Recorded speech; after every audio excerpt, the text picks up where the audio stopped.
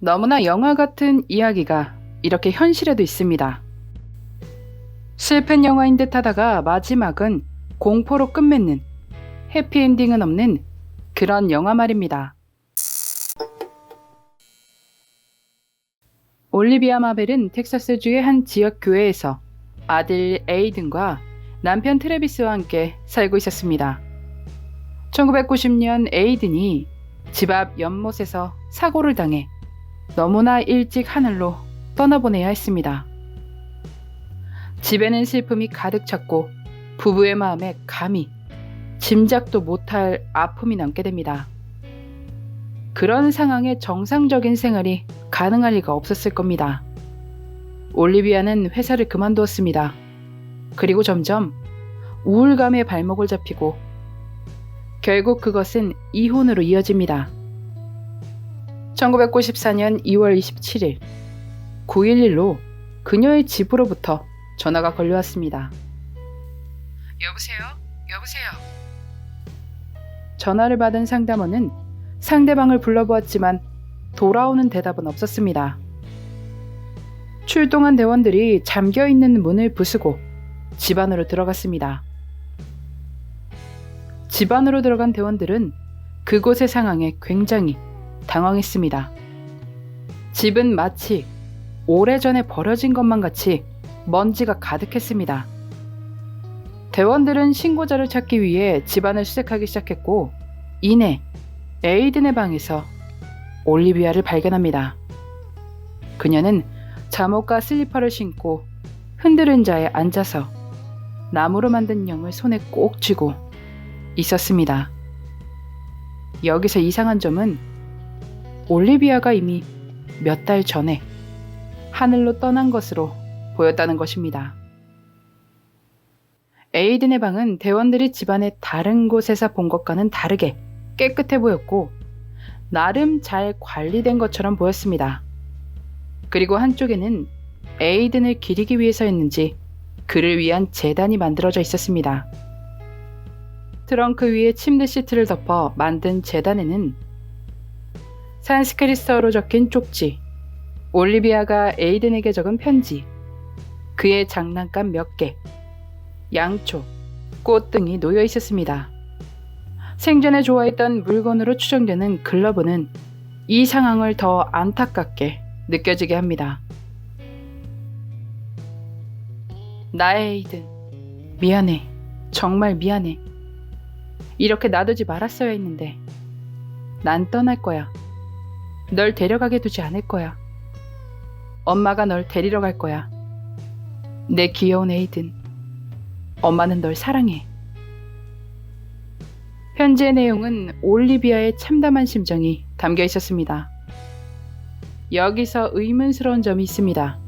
편지의 날짜는 신고가 들어온 2월 27일 이란 말입니다. 그런데 올리비아의 상태는 이미 몇 달 전에 하늘로 떠난 상태였단 말이죠. 분명 몇 주에서 몇 달 동안은 그렇게 놓여있던 상태였을 텐데 편지는 물론 전화는 누가 걸어온 것일까요? 올리비아는 악몽 같은 일이 일어난 뒤 사람들과의 교류를 끊었습니다. 교회도 가족들도 그 모두와 연락을 하지 않고 스스로를 고립시켰습니다. 그녀는 스스로를 고립시킨 그 시간 동안 다른 것에 눈을 돌렸습니다. 추측으로는 아들의 실체를 다시 만들기 위해서 이 실체라는 게 유령을 불러오려 했던 것인지 살려내려 했던 것인지는 애매합니다만 아무튼 그렇게 만들기 위해 시간을 보낸 것으로 보여졌습니다. 그리고 그게 어쩌면 성공했을지도 모를 일이었습니다. 어쨌든 누군가가 집에서 전화를 걸어왔으니 그게 에이든이든 아니든 개인적으로는 911에 전화를 걸었을지도 모를 무언가가 에이든에 더 가깝지 않을까 하는 생각이 듭니다. 만약 악령이라면 굳이 친절하게 911에 신고 전화를 해줄 이유가 있을까요? 사건이 있고 나서 한참 뒤에 그 집에 악령이 살고 있다는 소문이 퍼지기 시작했습니다. 그런 소문이 퍼지자 집을 팔기가 어려워졌습니다. 2005년 집주인이 이런 소문의 근원을 없애기 위해 초자연 현상을 수사하는 드류 나바로를 고용합니다. 집주인은 그가 집을 확인하고 유령은 없다, 이런 이야기를 해주길 바랬을 것입니다. 하지만 그 역시 집에서 정확하게 무엇이다 라고 말하기는 어렵지만 어떤 것에 강력한 기운을 느낍니다. 그 에너지는 여러 변화를 보였고 불규칙하며 소유욕이 심하다고 말했습니다. 또 자신이 아는 한 이 집을 피해야 한다고 말합니다. 초자연 현상을 수사하는 전문가가 그리 말하니 소문은 빼도 박도 못하게 되었습니다. 오히려 더 커지게 됐죠. 그곳은 빈터로 남았습니다. 무언가 이상한 기운을 느낀 사람들은 드류 나바로 말고도 또 있었는데 그곳에 출동한 경찰도 느꼈었다고 합니다.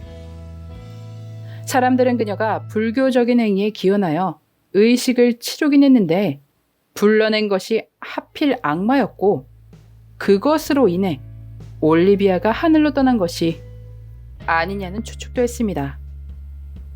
올리비아가 저 재단을 만들고 정말로 무엇을 했는지는 모르지만 그 재단 앞에서의 시간은 말할 수 없는 슬픔에 잠겨있지 않았을까 합니다.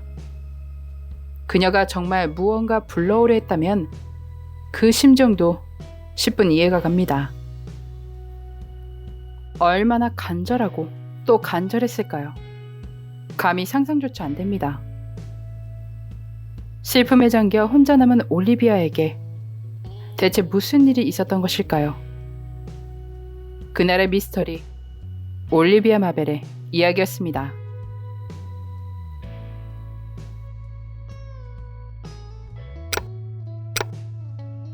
마지막까지 시청해주셔서 감사합니다. 좋아요와 구독은 저에게 큰 힘을 줍니다. 오늘 하루도 수고하셨습니다. 좋은 밤 보내세요.